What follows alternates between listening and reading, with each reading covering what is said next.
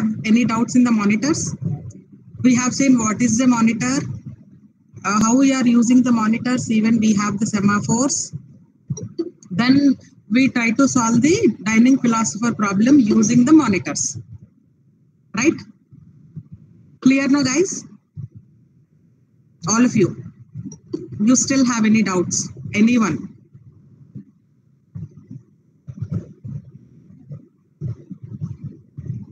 Clear? Right? So today we try to complete the last topic of your unit 3, that is inter-process communication mechanisms. Inter-process communication mechanisms, right?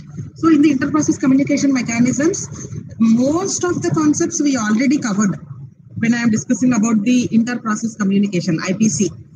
We try to recollect the things now, right? Inter-process communication. Then what are the extra topics that we are discussing here? We try to discuss now. And we will close unit 3 today. Then after you will have your BEFA quiz as well. Yes, message passing and shared memory. You will have your BEFA quiz as well, your OS quiz also. Then after I'll give you the time to come, if time permits, I'll give you the time to complete your week 6 assignment, which I have gave you, right? So week 6 assignment drive link also today I will share, right? So if those who completes, you can upload in the drive. Am I clear to you all, guys? Yes? Yeah. Let me share my screen now.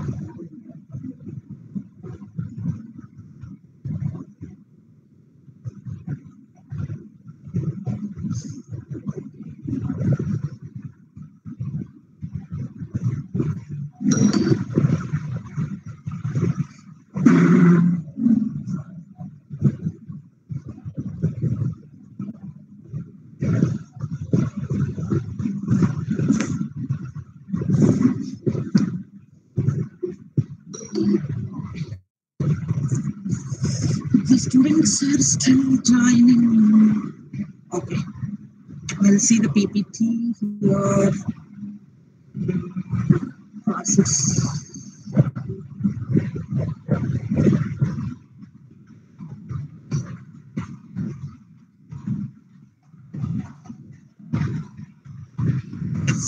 Process communication. Okay. So shall we start with the class, guys? About 2 minutes atla wait chedama. The students are still joining.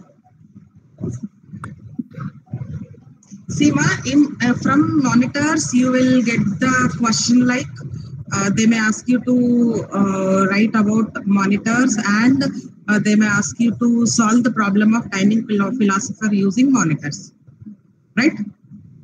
And when it is coming to the classic synchronization problems, they may ask you to write or explain any one of the classic synchronization problem. They'll ask you to solve with the semaphores.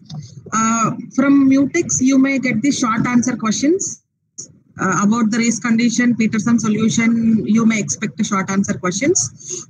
From deadlocks, Banker's algorithm is important. You may get the question from Banker's algorithm for the long answers, right? For short answers, they may ask you about the prevention techniques, or what are the necessary conditions for deadlock, what is resource allocation graph, right? And what is deadlock detection and avoidance. These are small topics, no?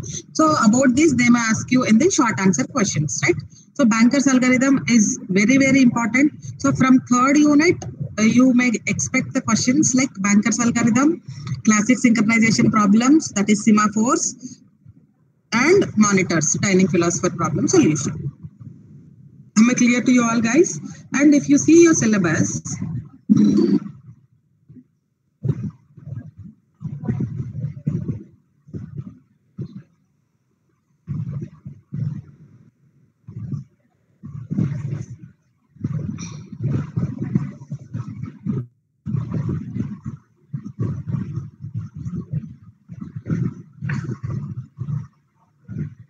Guys, from today we are working from college.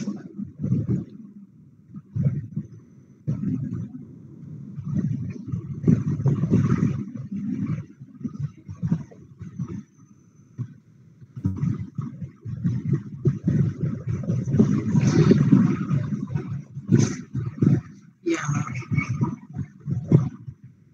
Let me see. Can I find the syllabus here? No. Okay. Let me open the syllabus. Guys, do you have the syllabus with you? Or else you want me to open the syllabus? Okay, let me open it on a quick note. If not, I can get it from here.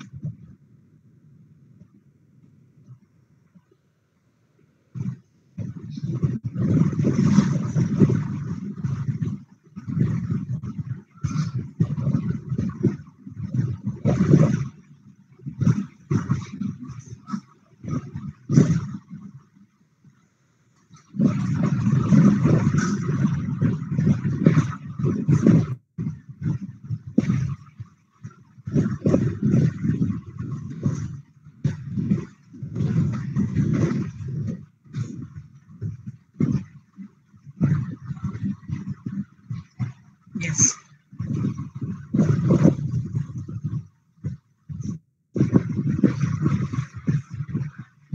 Yes, if you see a third unit, so we are done with these two, right? So with the monitors, we completed this process management and synchronization. So we are left with the last topic, that is intercommunication mechanisms, inter-process communication mechanisms, right? So in this, we already learned till this inter-process communication between process on single computer. Single computer can be done by the shared memory. IPC between process on different computers, it is done by the message passing, right? So what we are supposed to learn here is using pipes and FIFOs, right? We should learn what is the use of these pipes and FIFOs, then message queues and shared memory, right? The shared memory concept we already discussed, and message queues also we already discussed. We are left with the small topic, but before that I again give you the briefing about the inter-process communication, right? Guys, you are with me? Shall I continue? Yes, ma'am. Yeah. Okay, done. Now, so let's start with this inter-process communication, right? So, guys, you should answer me the questions what I am asking now. What do you mean by independent process? Quick. What do you mean by independent process?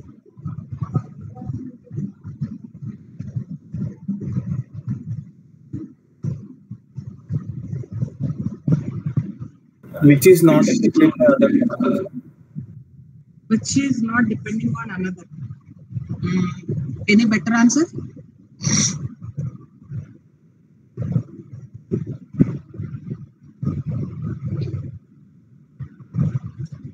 What is independent process?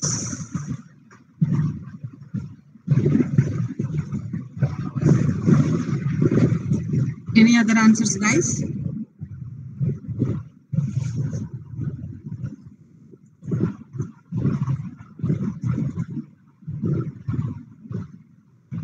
Not affected. Yes, very good.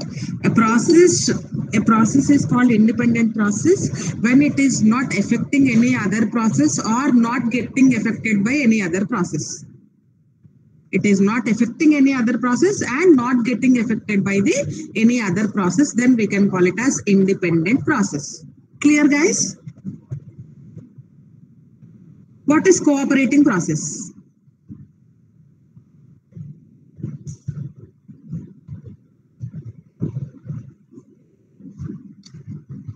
What is cooperating process?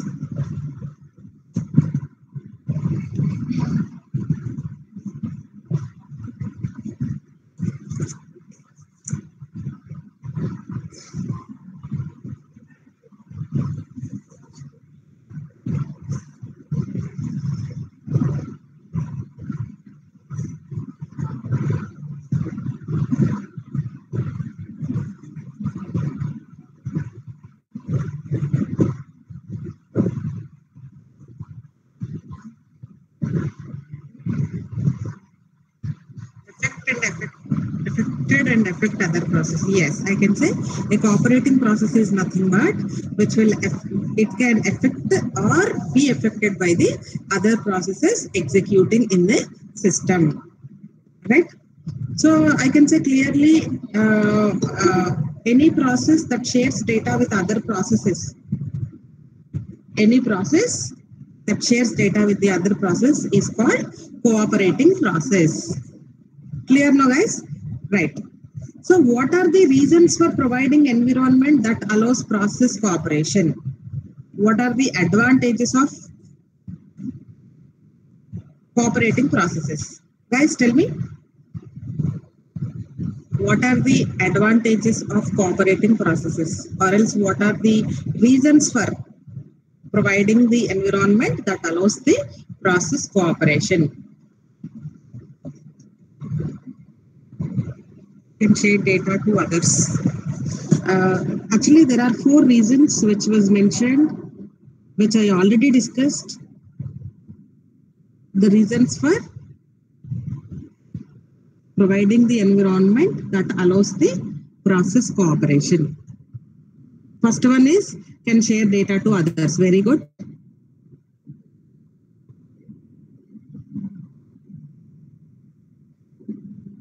Computation speed. Very good. Because multiple processes are communicating, right? And they can complete the job. They can share the job. Multiple processes can share the job. If you want to run a particular task faster, right? So we can break it into subtask, and each will be executing parallel with the others, right? So that you can achieve the computation speed up. Third one is convenience. Okay, very good.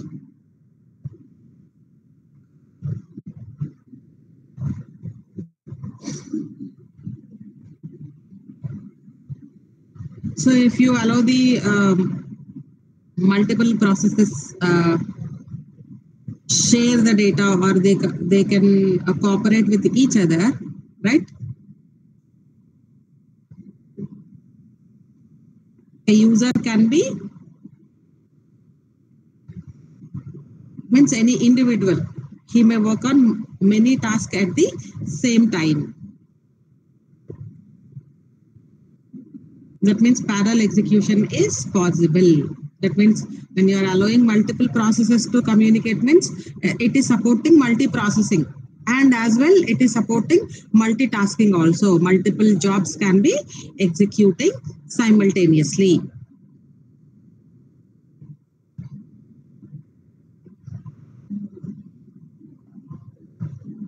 And one more thing you have is modularity. It is supporting the modularity. So if you could share the information, right, between the process, or else if you want to allow your processes to be cooperate processes, then modularity can be achieved. What do you mean by modularity is you can construct your system in a modular fashion. That means dividing your system functions into separate processes or threads, right? And you can make them run parallel. If that when they can get executed in parallel, when they are not depending on the same data, when they can execute simultaneously, when they are sharing the same data, right? So now it is clear for you all, right? What are the reasons for cooperating process? Information sharing, computation speed up, modularity, and convenient, right? So what do you mean by inter-process communication now? Guys, tell me, what do you mean by inter-process communication?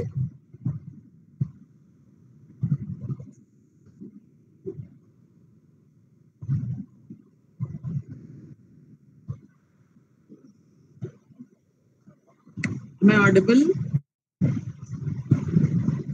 What do you mean by inter-process communication?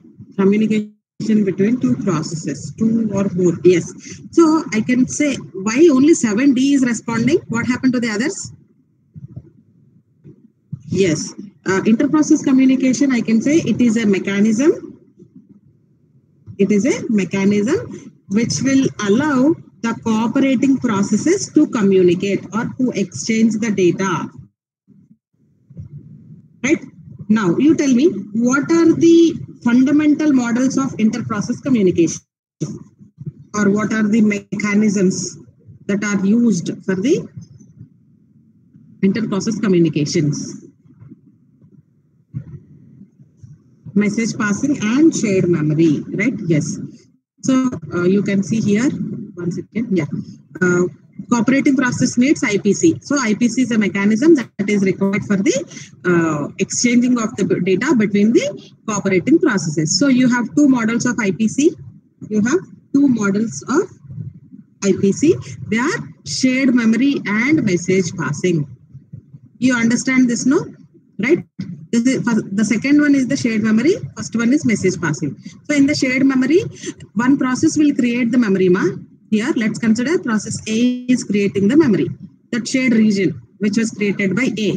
But later on, if B wants to use that memory, the shared memory is used both by A and B. They both are sharing this region. So for that, we are supposed to do a mechanism. What is that? Can you tell me? To make the shared memory possible, what action has to be taken place?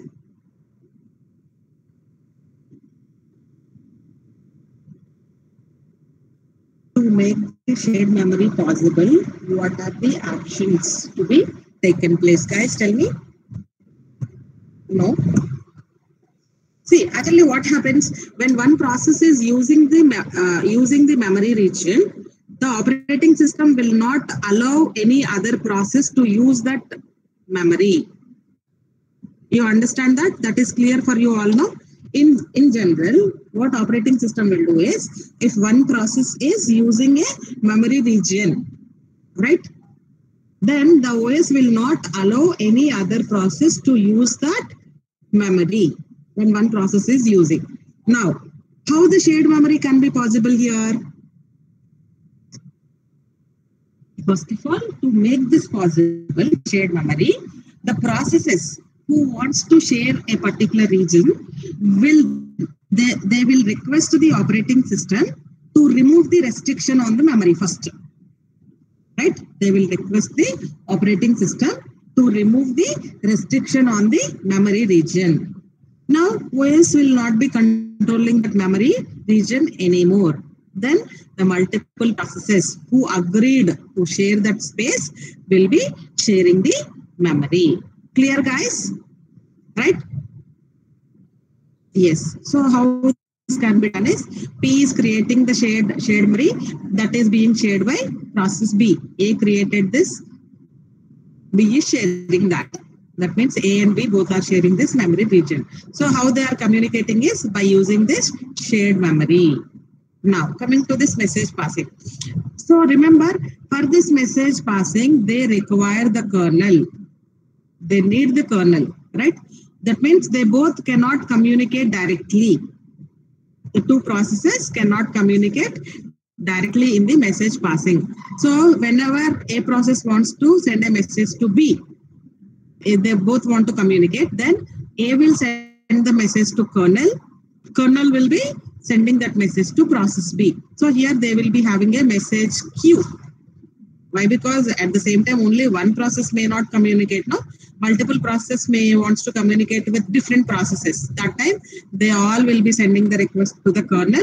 Here, kernel will be maintaining a queue where the messages will be folded. Then that message will be conveyed to the other processes according to the request. Clear, guys? Communication is between processes, ma, in terms of messages. Yeah, they will use small short messages for the communication. Yeah, clear, no?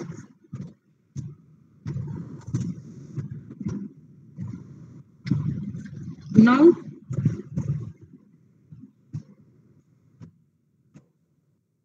independent process, cooperating process. So I can also call these as advantages of the process communication, right?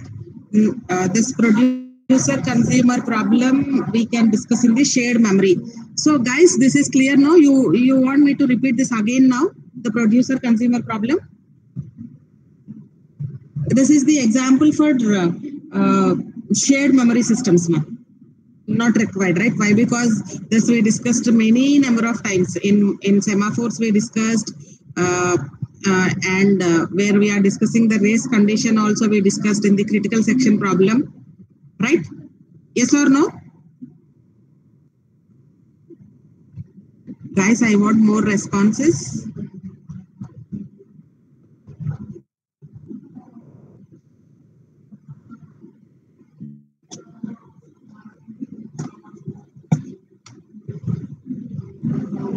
You want me to discuss now?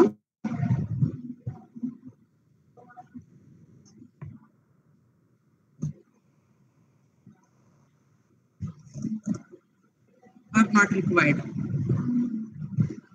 40 మంది ఉన్నారమ్మా, 2-3 respond అవుతారేంది?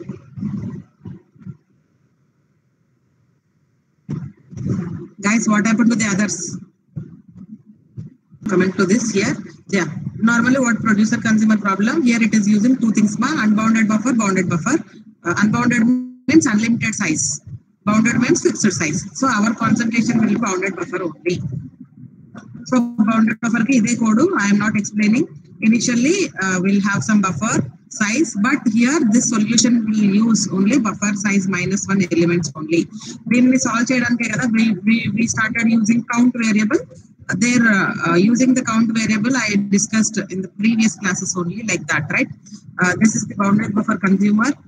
Now that is all about the bounded message shared memory systems, right? That is all about the shared memory systems. Now coming to the message passing. So here you have different mechanisms for this for this message passing, right? The mechanism for process to communicate and to synchronize their actions.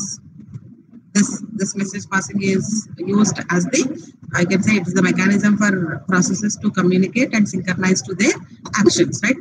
So this message system, what it will do is processes communicate with each other without resorting to shared variables. That means here they are not using the shared variable for the message passing. Here they will be using the shortest messages. So how the messages will be communicated is they'll be using two operations, send and receive. Send is used to send the message. The message can be fixed size or variable size. Receive is used to receive the message.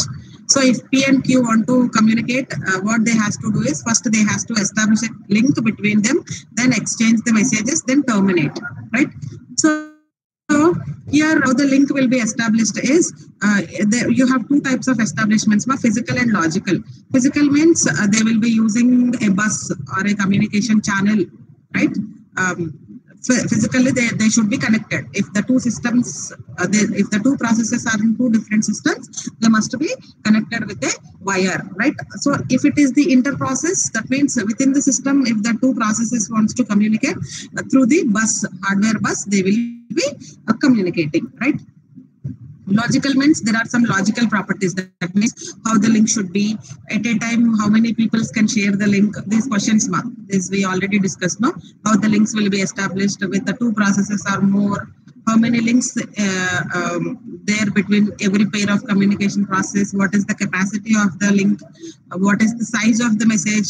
Whether the link can accommodate the message size or not, right? Whether the link is unidirectional or bidirectional, right? So here you have different types of communications, right? One is direct, indirect communication, direct or indirect. Then you have synchronous, asynchronous communication. Then we have atomic or explicit buffering, right? You are getting me, guys? When two processes wants to communicate, they will use a link. Then they are using two operations, right? Send and receive, right? And these are the methods for the logical implementation of the link. What are the methods? Direct, indirect communication, and synchronous, asynchronous communication, and atomic and explicit buffering, right? So now we will see one by one. Direct means what? Each process wants to communicate must explicitly name the recipient. ఇక్కడ ఏంటంటే definite గా it has to mention the recipient, right? So process must name each other explicitly, right? When the sender wants to send the message, right, he will mention who is the receiver and the message. So that means send P comma message means send a message to process P. When your receive method means receive Q comma message, it will tell you that receive a message from process Q, right? When a process wants to send a message, right, then it will mention who is the receiver along with the message, right? And when you want to receive a message, from whom you want to receive the message and what is the message, it will be mentioned in the receive. You are getting me, guys? So for direct communication, these are the properties now. So here for different methods, different properties are there. The logical properties. If you are using direct communication, we have the properties like this. The links are established automatically. The link is associated exactly one pair of communication process. That means only you have two people with a communication link. Between each pair, there exists exactly one link. You have only one link between two people. The link may be unidirectional or bidirectional. Right? Mostly we will use bidirectional. Why? Because when communication is taking place, definitely it is two-way. Right? It is two-way communication. You are getting me, guys? So that is the reason. Then you have indirect. So in the indirect, what is the difference between direct and indirect is? What is the difference between direct and indirect is? So in indirect, you are not sending the message to, means you are not mentioning the receiver. Instead, we will be using a mailbox. We will be using a mailbox. Guys, in direct, again, you have two ways, symmetry, asymmetry. That I didn't mention, no? I forgot. So in direct, again, you have symmetry, asymmetry. So in symmetry, both sender receiver processes must name the others to communicate. But when it is coming to asymmetry, only one sender name. Only the sender names the recipient not required to name the sender. That means send is same like this, send P comma message. But the receiver cannot mention who, the receiver name. Instead, he will simply put the ID comma message. So this ID will be carrying the user ID of the receiver. It will be carrying the user ID of the receiver, right? So there we already discussed. But what is the drawback if you keep only ID is, when the user is changing his ID, wherever it was mentioned, it has to be changed in all the places. So for that, we will be using a hard coding techniques. We will be using a hard coding technique, right? That is about the symmetry and asymmetry. So when it is coming to the indirect, right? Here the messages are sent to or received from the mailboxes. You can also call them as port. The mailboxes are, you can also call them as ports, right? So here the messages are directed and received from mailboxes. So you can also call them as ports, right? So here each mailbox has a unique ID and the processes can communicate only if they share a mailbox. So if a person wants to communicate with the other person, definitely those two must share a mailbox. The both must share the mailbox. You are getting me, no, guys? And the properties for indirect communication is a link establishes only if the processes share a common mailbox. If two processes are in the mailbox, then only a link is established. A link may be associated with many processes. It could be not only between two, it is associated with many processes. So here each pair of processes may share several communication links. Why? Because in the mailbox, if the mailbox is being shared by multiple processes, right? That means here the multiple communication links may be possible. Here the link may be unidirectional or bidirectional. So here Primitives are send and receive. Send a comma message, that is send a message to mailbox A. Receive a comma message, that is receive a message from mailbox A. Right? And if a process is creating the mailbox, what is the limitation with that is the mailbox will be deleted when the process terminates. But if the operating system creates the mailbox, it creates the mailbox, right? And when the need with the mailbox is over, it will destroy the mailbox. That points you should remember here, right? And we are not mentioning the receiver here, no? So for that, what we have to do is, right? So allow a link to be associated with two processes at most, right? So allow at most one process at a time to execute the receive operation. So the process which is executing the receive operation message first will be receiving the message, right? So the sender can choose the receiver, or else the operating system can choose the receiver. Here, the system means you can arbitrarily choose which process will receive the message first, right? Or else you can give it to the operating system. So what the operating system will do is, operating system will be using a kind of scheduling algorithm, a kind of round robin, so that all the processes will get a chance to receive the message, right? So this is about the indirect communication. Guys, you are getting direct, indirect. So indirect, synchronous, asynchronous. Yes, ma? And what are the properties of the logical links, right? So then after you have synchronous and asynchronous, ma. Next you have synchronous and asynchronous. So in the asynchronous, communication between processes takes place through the calls send and receive only, but there are different design options for implementing each primitive.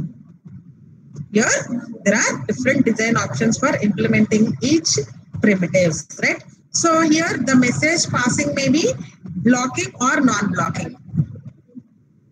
Message passing may be either blocking or non-blocking, right? So here,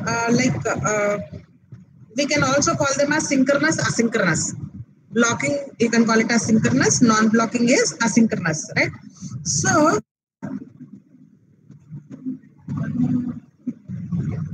what are the different options? What are the different options you have with the blocking and non-blocking is blocking send. That means blocking send means the sender block until the message is received. So when the sender is sending the message, until the message is received, the sender will be blocked. That means the sender should not send any other message after he sending a message until it received by the receiver. Right? Sender of a message until that message is received by the receiver, the sender will not be allowed to send any other messages. That is called blocking send. Blocking receive means the receiver blocks until a message is available. That means the receiver should be blocked until a message is available. Right? What do you mean by non-blocking? Non-blocking send has sender send the messages and continue. First he will send. He will not be in the blocking state. He will be continuously sending. Non-blocking receive means the receiver receives a valid or null. The receiver retrieves either a valid message or null. If the messages are available, he will take the message. If not available, he will receive null. This is about the blocking and non-blocking.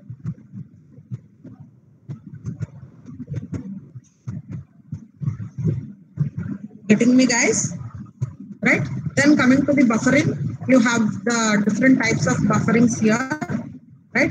So in that, we have the null buffer, that is zero size buffer, right? That is zero size buffer. That means sender must wait for receiver. You have the buffer, right? And that means it will not hold any messages. When the receiver is ready, then only the sender can send. So that is the reason I can say sender must wait for receiver. Bounded capacity means fixed size. That means here the sender can be allowed to send any number of messages until the buffer is full. When the buffer is full, the sender must wait. Unbounded means the sender never waits. That is the unlimited size buffer.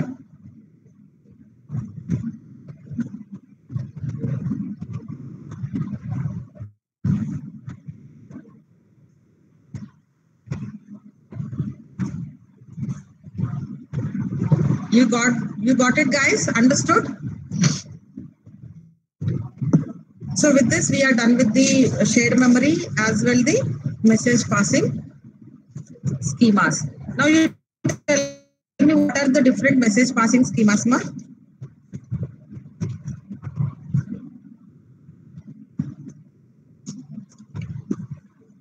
That is nothing but the methods of logical implementation of links. My voice is breaking. Now, is it clear now, ma?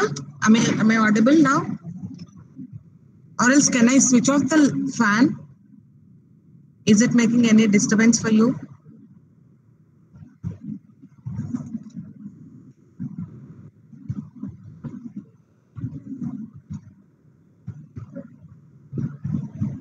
Clear, okay. Yeah. Now coming to this.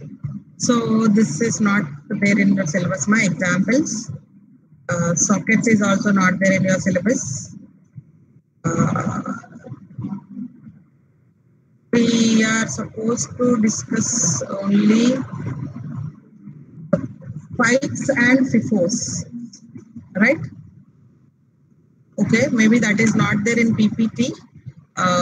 It's a theory concept only. I try to explain you.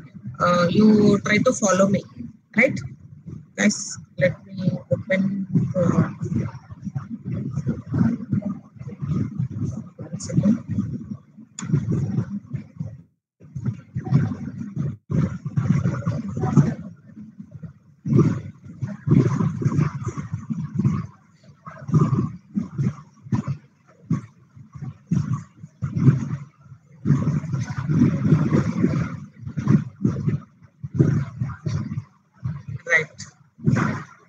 Coming to the inter-process communication. Guys, I explained you the race condition problem. Yes or no? I explained you, no? I explained, I think.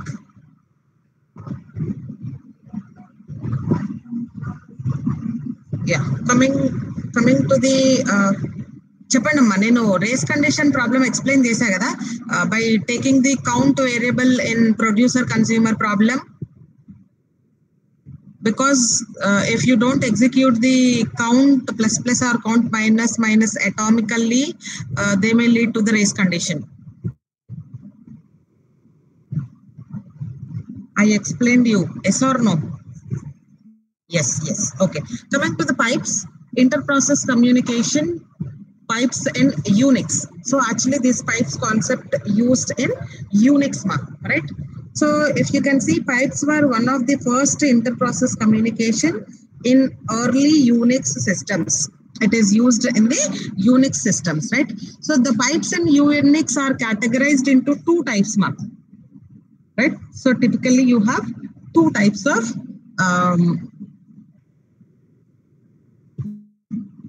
pipes. You can call them as ordinary pipes and named pipes. Ordinary pipes and named pipes, right? So what do you mean by ordinary pipes? So before we are going to this, in your textbook, it was mentioned like that. So in implementation of the pipe, we are supposed to consider 4 issues, right? When you are implementing a pipe, you got it now? What is a pipe, right? Pipe acts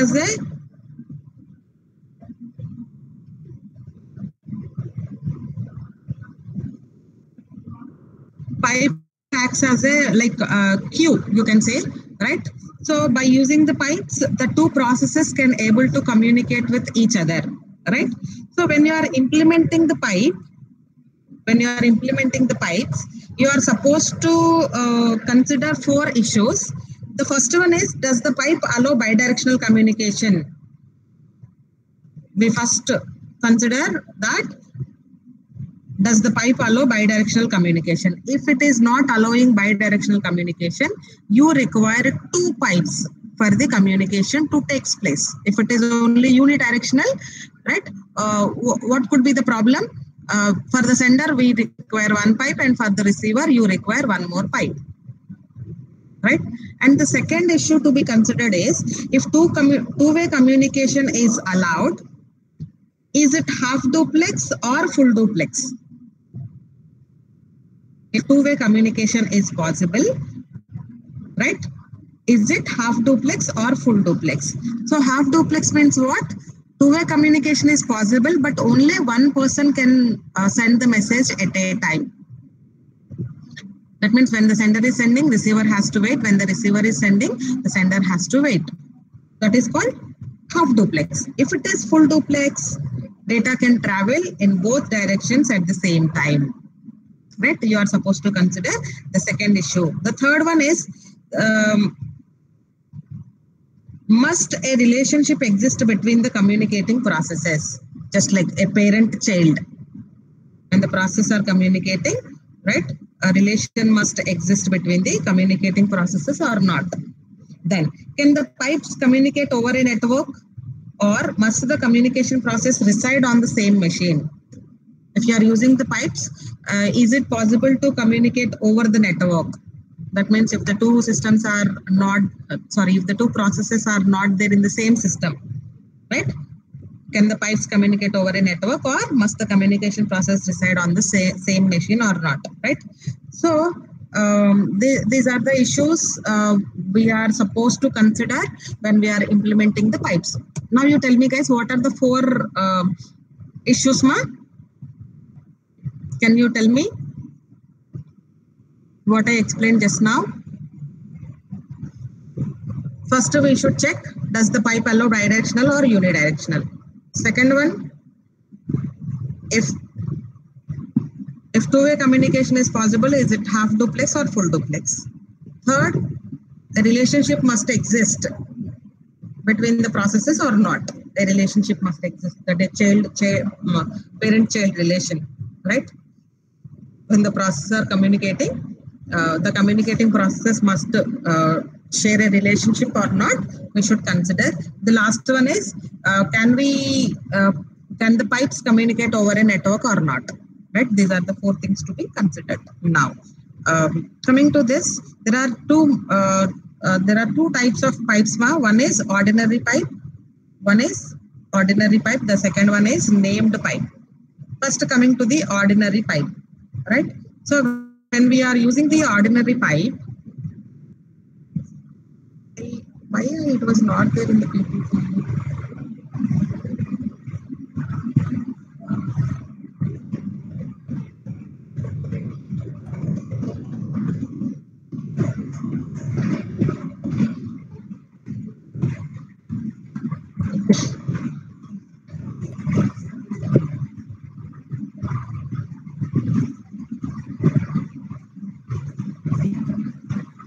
So ordinary pipes allow 2 processes to communicate in a standard producer-consumer fashion. Guys, in the ordinary pipes, the ordinary pipes allow 2 processes to communicate in standard producer-consumer fashion. That means the producer writes to one end of the pipe and the consumer reads from the other end. Right? It will work in the producer-consumer fashion. That is, one process writes at one end, and at the other end, the other process reads. Right? The producer writes at one end of the pipe, and the consumer reads from the other end. Now, the ordinary pipes are unidirectional. Which allows only one-way communication. It allows only one-way communication. So if two-way communication is required, two pipes must be used. Each pipe transfer data in a different direction. You are getting me, guys? Ordinary pipes means it allows two processes to communicate in the producer-consumer manner. That means one process writes at one end and at the other end the receiver reads. And remember, these are unidirectional. That means it is only one-way communication.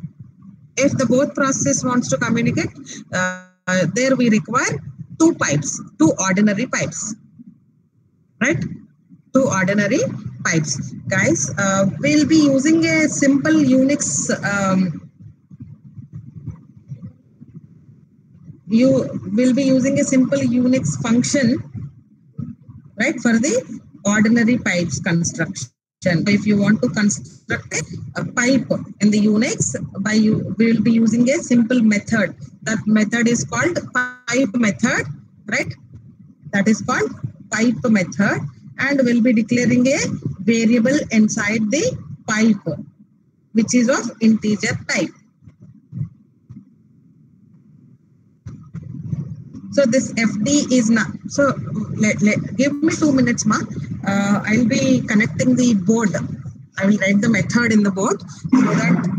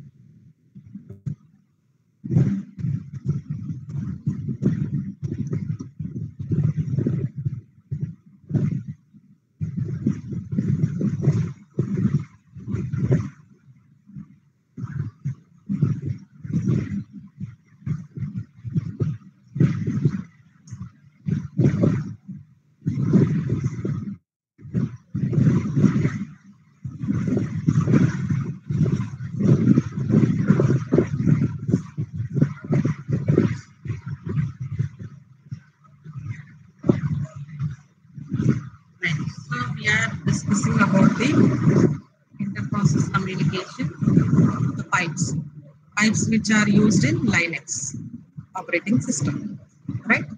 So I can say pipes are the kind of IPC mechanism. It's a kind of IPC mechanism, right? So if you see the pipes are divided into two types. One is ordinary pipe and the second one is naming pipe or named pipes. First one is ordinary pipes, the second one is named pipes. So let's start with ordinary. Let's start with the ordinary pipes, right? So ordinary pipes means what? It will work as the, so let's consider it is the pipe, right? So it will work as the producer consumer. Let's consider there are two processes, P1, P2 anukundam. So how these two processes will be communicating? They will be communicating in the producer consumer manner.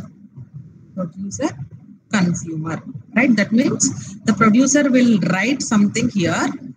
He'll write something at one end of the pipe and it will be, he'll write something and P2 will read the data from the other end. P1 will write the data on the pipe and P2 will read the data from another end, right? And when it is coming to this, right? Actually, this is unidirectional. It is unidirectional. That means one-way communication is possible. So here, if you want that both the processes will allow to write, you require one more pipe.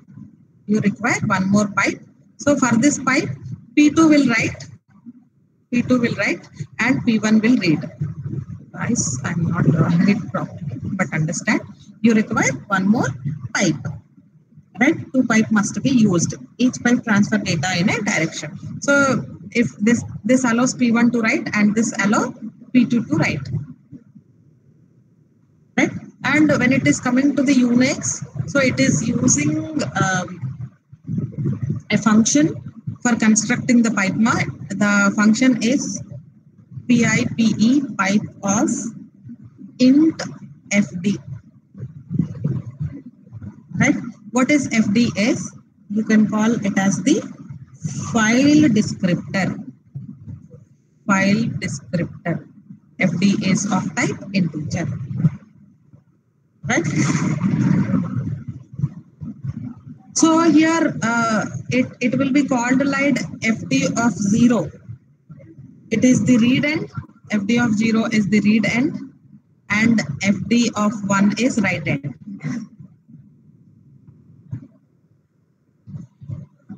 Right? So here this function, what this pipe of int, this function is there, no?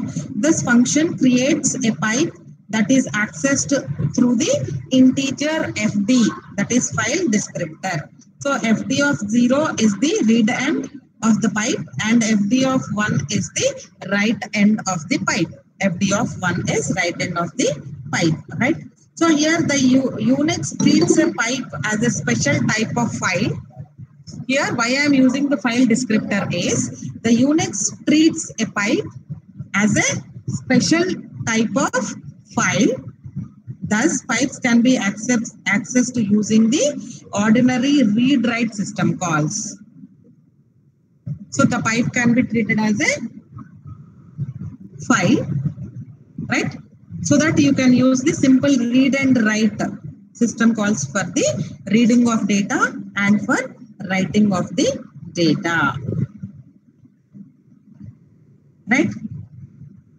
And one more thing, an ordinary pipe cannot be accessed from outside the process that is created it. The pipe cannot be accessed from outside the process that created it. So outside the process, it is not possible. That means it is used only between the process and its childs. That means a parent process creates a pipe and uses it to communicate with the child process. And the child process inherits open file from its parent. Since a pipe is a special type of file, the child inherits the pipe from its parent process. If a parent writes to the pipe, then the child reads from pipe. You got me, guys? It is used between the parent and child processes. So within the process only, it can be used. So I'll try to explain you a pipe with children and parent relation. Right? So it is a pipe. It is a pipe, right? And let's consider a parent process is at this side and the child process is here, right? So FD of 1 is for the write end, FD of 0 is for the read end. You are getting me, guys, right? So when the parent is writing something, when a parent is writing something, from this, the parent will be calling the FD function. So he will write here. Then that will be read by the child process. That will be read by the child process. So this is all about the normal ordinary pipes. And coming to the named pipes, next one, the named pipes.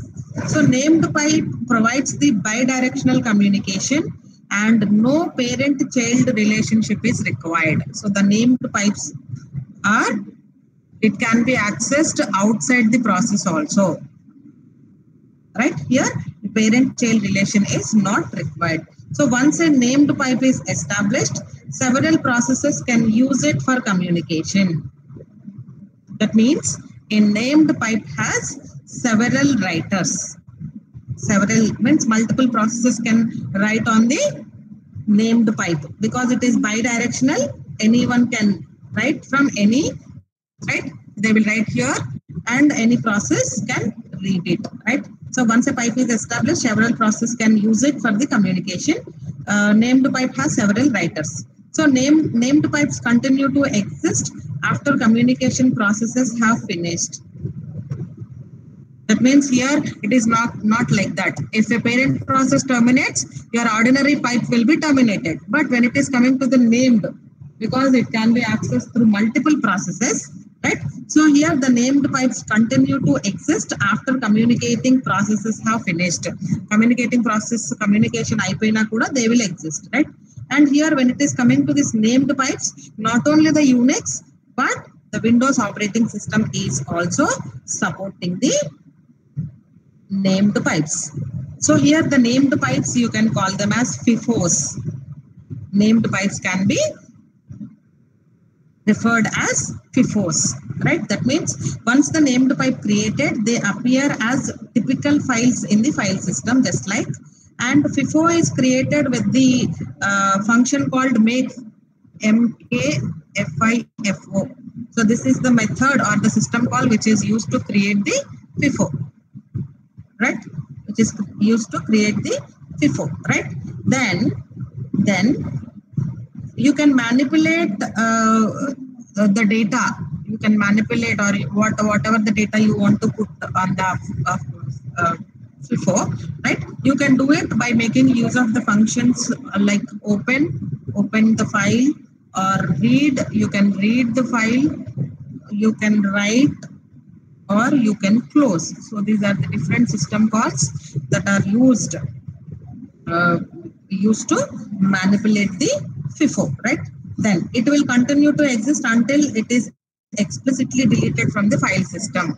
So even though the processes are not communicating through this FIFO, until the file system deletes, right, it will be available only. FIFOs allow bidirectional communication, right? But only one-way transmission is permitted. That means if the data must travel in both directions, two FIFOs are used. Even though it is bidirectional, it will allow only one to transmit at a time, right? Even though it is bidirectional, but it will allow, it is half duplex only. That is the reason you require two FIFOs. You require two FIFOs to make the communication possible in two ways, right? And remember here the communicating processes must reside on the same system. Here the communicating processes must reside on the same system. On the same system, between the multiple processes, the communication is possible. Between the multiple processes, the communication is possible with the named pipes, which are called FIFOs. You are getting me, guys? If intermachine communication is required, you need sockets. If you want to have the communication between two processes on two different machines, then you require sockets. Now you understand, guys, what is a pipe? You have two types, ordinary and named. So this named is called FIFOs, right? So this ordinary will allow the communication between only a process. Within a process only, the communication is possible. Within a process means it is a parent-child communication. This named will allow the communication between different processes on the same machine. Different processes on the same machine. But if you want to have the communication between different processes on different machines, then you require sockets. That is all about your inter-process communication, guys. Understood? Any doubts? Understood, ma'am? Please respond.